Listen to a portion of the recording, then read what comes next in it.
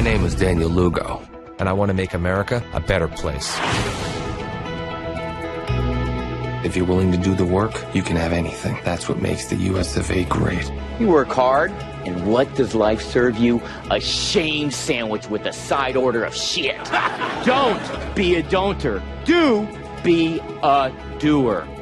I had a wife, 2 beautiful daughters. Thank God I left her. Now I'm with 7 honeys, of which I can choose from. Oh my God, this guy understands me. Don't you think you deserve better? Well, I've got to say, if there was ever a movie that was as far removed from my life as there was going to be, this is probably it. We're going to review, we're here today to review Michael Bay's latest and quite possibly best movie, Pain and Gain, which is the ridiculous, absolutely fucking ridiculous true story of a bunch of bodybuilders who become hardened kidnappers and extortionists, and eventually leading to actually being murderers. Spoilers. It's not even a spoiler because you can literally Google the people.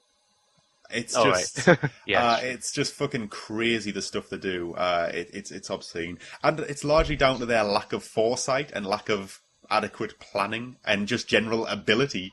They are the most inept criminals that actually manage to get away with anything at all I've ever heard of. It's crazy. So yeah, Pain and Gain basically follows a real life guy, Daniel Lugo, who is somebody who is obsessed with being the best man he can, physically at least. He's a bodybuilder who you know, he works out all the time. He's obsessed with physical perfection, and he's also obsessed with the idea of chasing the American dream. If he works hard, he can achieve the American dream, and he's got this real crippling sense of feeling inadequate against the rest of the world, and he's sick of his lot in life and kind of being a bit of a on the shit end of the stick, just kind of earning a pittance as a gym instructor, and he wants the wealth and the power, and he wants to chase the American dream. And the thing is, as much of it as he's a bit of a dick who's very superficial, you can't help but kind of like him. He knows what he wants, and he's nice to those who help him, and he's a bit of a likable guy, which is it's a strange kind of relationship. But Mark Wahlberg does a great job as him. He's really cool as Daniel Lugo, but he basically, as things unfold, he's a instructor at a gym, and he's friends with a guy called Adrian Dorbel, who is played by Anthony Mackie, who I haven't seen for fucking ages. Oh, he's good though. Yeah, he's really good in this, and he plays his kind of his gym buddy, who's also a fitness instructor, who he struggles with actually building muscle. He's nowhere near as big as Mark Wahlberg and later The Rock, and he's kind of constantly worrying about how he's not buff enough and how he's not big enough, and it leads to steroid abuse, which has like an adverse effect on his testicles and his sexual performance.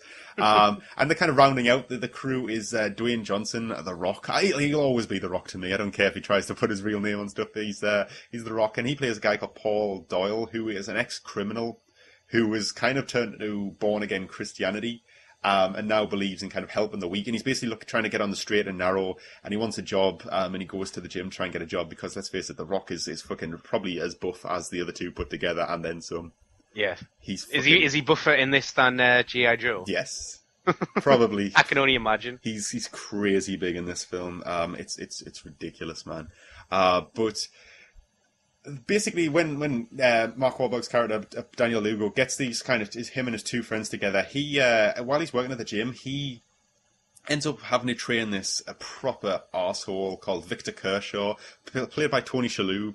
And basically, Victor Kershaw is a half South American, half Jewish businessman who's he's slightly shady, and he's the biggest cunt you'll ever meet. He's horrible in every regard. He's just completely unlikable, but he's rich.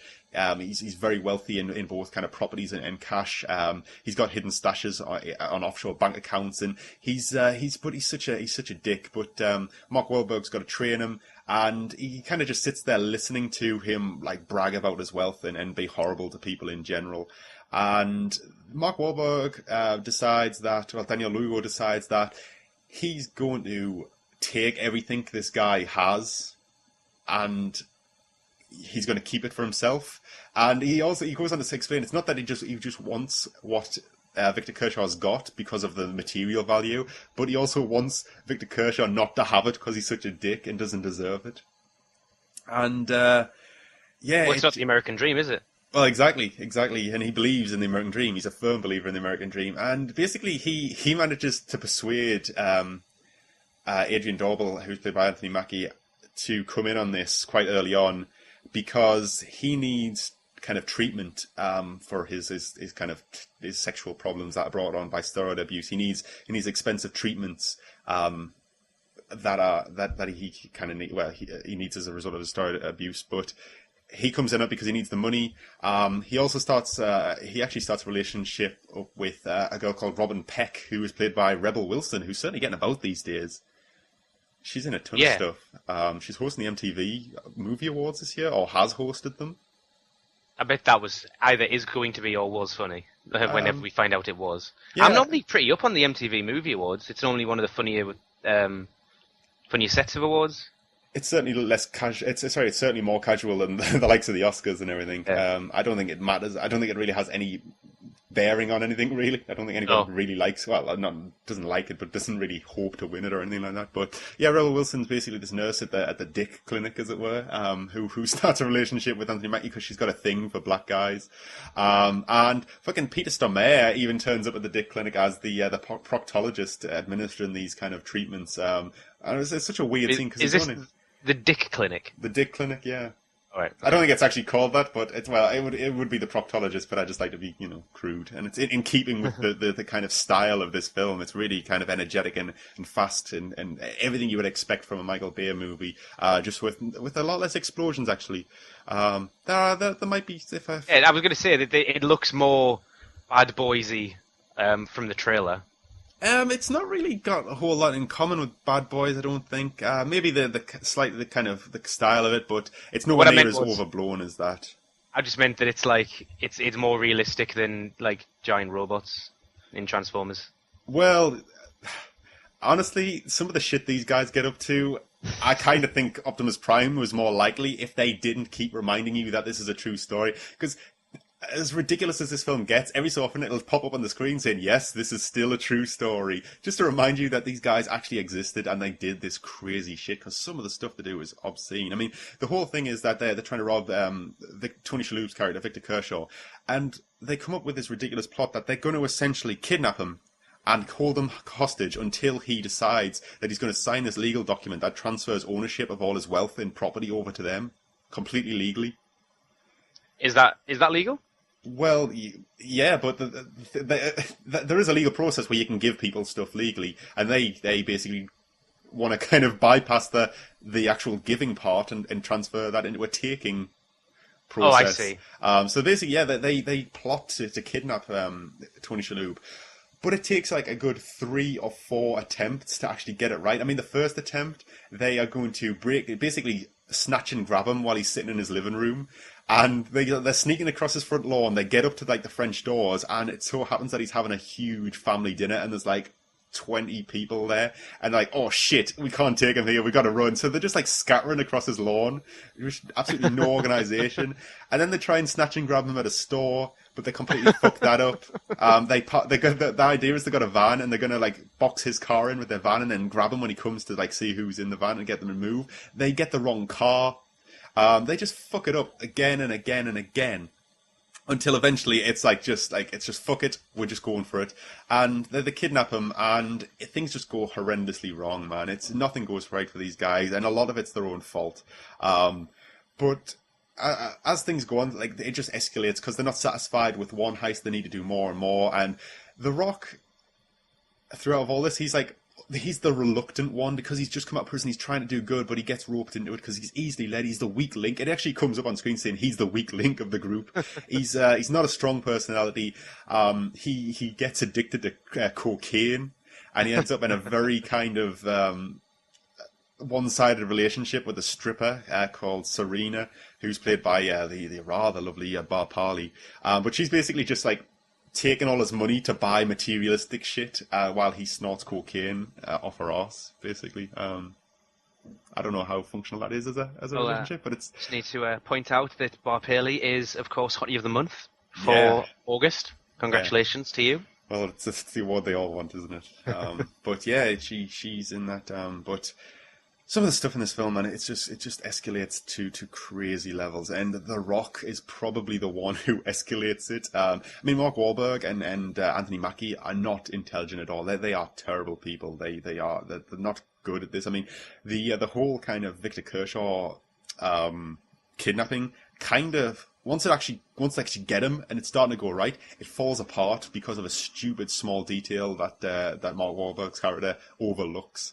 And it's like, honestly, it's the type of thing that I would probably overlook because it's so ridiculous, but it's just it's like the tip of the iceberg for what these the type of shit these guys get up to. I mean, oh god, it just ends up escalating to really, really dark and sinister lengths, really. I mean, there's a bit where The Rock has actually got a barbecue full of human hands because he's got to grill the fingerprints off them.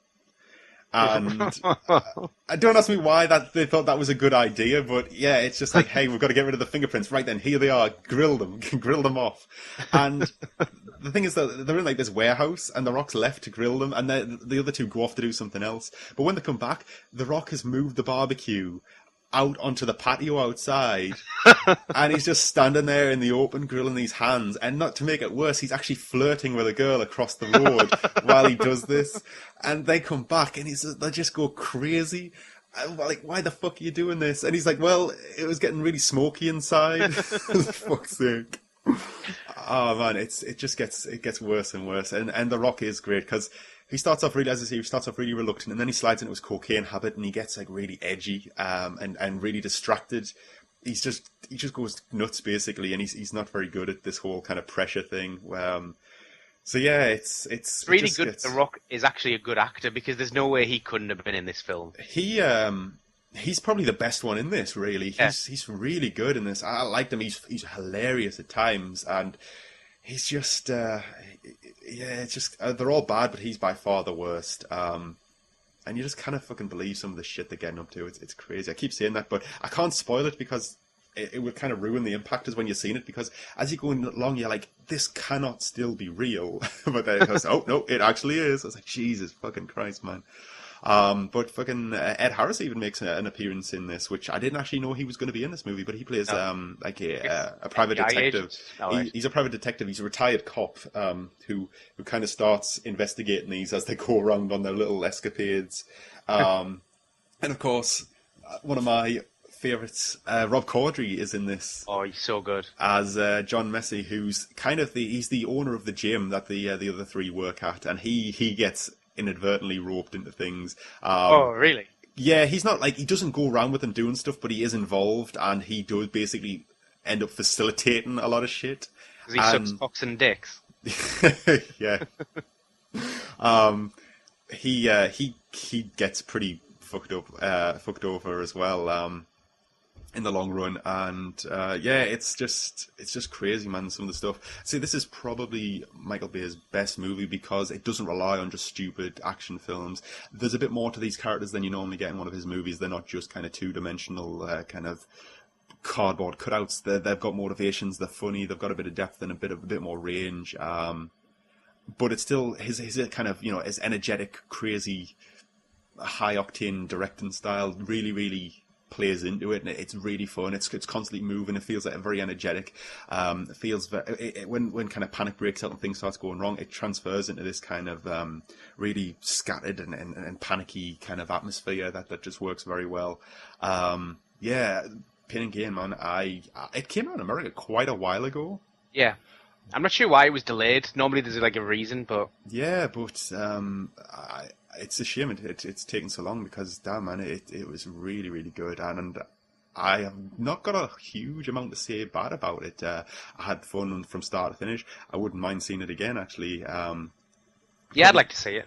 I would honestly. I'm not sure I'm going to get the chance now, because I was thinking that things are winding down, but I was looking at a list, and to be honest, I get like maybe 2 weeks off, but then it's back to heavy hitters coming out again.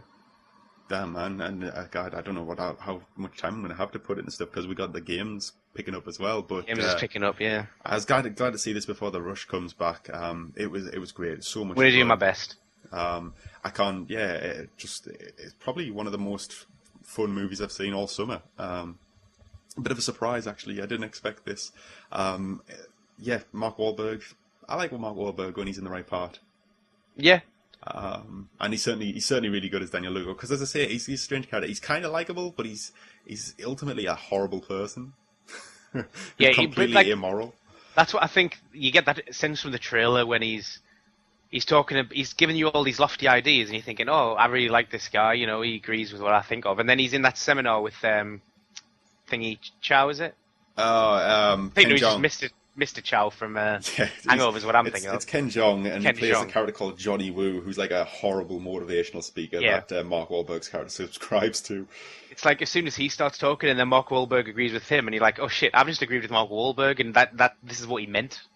Yes. But yeah, you realise like in 10 seconds in the trailer that he's incredibly immoral. Oh, he's terrible, really. And Anthony Mackie's not quite like his Adrian Daubel's not quite as bad, but he kind of gets in it so far, like he gets in so above his head that he can't back out by the time it's like by the time things get to the point where you think, maybe I should distance myself from this. He can't. He's already too deep. And Dwayne Johnson as Paul Doyle, he's just led astray, really, in the worst possible way. He just can't cope with it. But yeah, he's terrible. He's definitely the weak link, but he's probably the weak link of the group. But he's probably the strongest link in the film. He was great. I loved him. It was nice to see The Rock maybe get a bit more kind of acting meat, a bit more, he wasn't just walking around screen, shooting people and punching them in the face. Although he does lay a few people out. Because I'm sure, I can't remember who it is, but I'm sure he knocks somebody out and he's like, "Oh, why did you make me do that? God's given me many gifts and one of them is to lay the people the fuck out." But yeah, he was great. So I can't say much bad about this film. I had a great time. Probably Michael Bay's best movie, and I think this is honestly a solid A from me. I had a lot of fun, and I'd recommend it to anybody who's in the mood for it. So I'm looking forward to it, and it's given that they've now got this sort of bolt of chemistry under their belt. I'm looking forward to exactly seeing what Mark Wahlberg and Michael Bay can pull out for the next Transformers film. Yeah. But maybe it'll be a continuation of this. If he's playing the same character. No, I don't think he actually could. All right. I don't want to spoil things, but no, I don't think that's likely. We'll leave it there then. But yeah, this certainly was less believable than Transformers, but I enjoyed it probably a lot more. Well, no, easily a lot more. It was great. Good.